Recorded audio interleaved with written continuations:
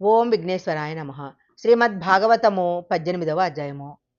పాండవులు కృష్ణుడితో కలిసి భీష్ముని దగ్గరకు వెళ్ళారు. ధర్మరాజు గారు వెళ్ళి నమస్కారం చేస్తే భీష్ముడు, ఇంత రాత్రివేళ పాదాచారివై ఎందుకొచ్చావు? మిమ్మల్ని సమర్థిస్తూ యుద్ధం చేయమనడం తప్ప ఇంకేదైనా కోరుకో అన్నాడు. అప్పుడు ధర్మరాజు, ఇలా అడిగానని ఏమీ అనుకోవద్దు తాత, నువ్వసలు ఎలా మరణిస్తావు అన్నాడు. ప్రపంచంలో ఇది ఎంత దారుణమైన మాటో ఒకసారి ఆలోచించండి. అప్పుడు భీష్ముడు ఒక నవ్వు నవ్వి, చేతిలో ధనస్సు ఉన్నంత కాలం నేను మరణించను.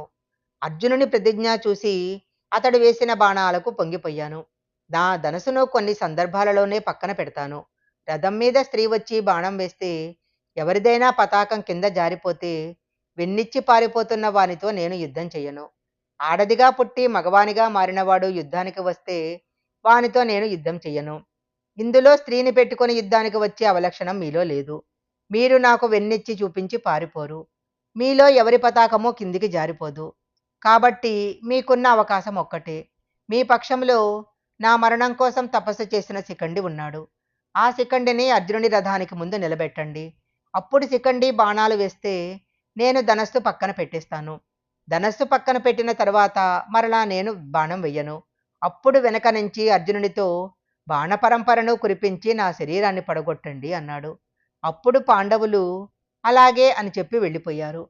వెళ్ళిన తరువాత శిబిరంలో అర్జునుడు ఎంతగానో దుఃఖించాడు.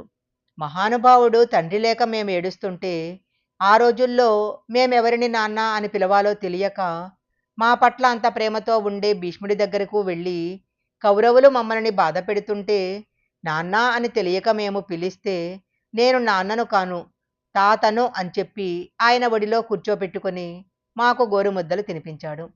మమ్మల్ని పెంచి పెద్ద చేశాడు. మా ఉన్నతిని కోరాడు. మాకు ఆశీర్వచనం చేశాడు. విలువిద్య నేర్పించాడు. అంతటి ధర్మమూర్తి అయి తన వంశాన్ని చూసుకోవాలని ఇంతకాలం నిలబడిపోయాడు. అలాంటి వాడిని సవ్యసాచి అయి గాంధీవం పట్టుకొని శిఖండిని అడ్డు పెట్టుకొని ఆయన మీద బాణపరంపర కురిపిస్తుంటే నేను ఆయనను కొట్టగలనా అన్నాడు.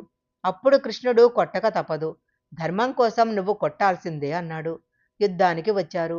శిఖండిని ఎదురు పెట్టి తీసుకొచ్చారు. అప్పుడు భీష్ముడు తన ధనస్సు పక్కన పెట్టేశాడు. పెట్టిన తరువాత శిఖండి భీష్ముని మీదికి ఒకేసారి 100 బాణాలు వేశాడు.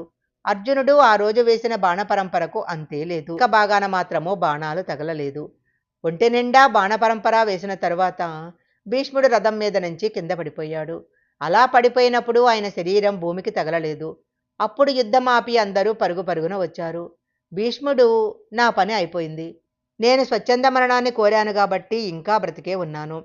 ఉత్తరాయణం వరకు నా శరీరాన్ని విడిచిపెట్టను. సూర్యుడు మకర రాశిలో ప్రవేశించి మాఘమాసం వచ్చిన తరువాత రథసప్తమి రోజు రథం ఉత్తర దిక్కుకు తిరిగాక ఏకాదశి గడియలలో నా ప్రాణం విడిచిపెడతాను అని అర్జునుని పిలిచి, నా తల వెనక్కి వేలాడిపోతున్నది, నాకు తలగడ అమర్చు అన్నాడు. దుర్యోధనాదులు వెంటనే తలగడలు పట్టుకొచ్చారు. ఈ తలగడలు కాదు, నాకు కావలసింది యుద్ధభూమి యందు పడుకున్న వానికి బాణాలతో తలగడను ఏర్పాటు చెయ్యాలి. అలాంటి తలగడను అర్జునుడు ఏర్పాటు చేస్తాడు అన్నాడు భీష్ముడు. అప్పుడు అర్జునుడు బాణాలతో తలగడను ఏర్పాటు చేశాడు. ఆ తలగడను ఏర్పాటు చేసుకొని, నేను ఈ యుద్ధభూమి మీదే పడి ఉంటాను. ఎవరూ నా వైపు రాకుండా నా చుట్టూ కందకం తవ్వండి అని కందకం తవ్వించుకొని ఆ భూమి మీదే ఉండిపోయాడు. శ్రీమద్భాగవతము 18వ అధ్యాయం సంపూర్ణం.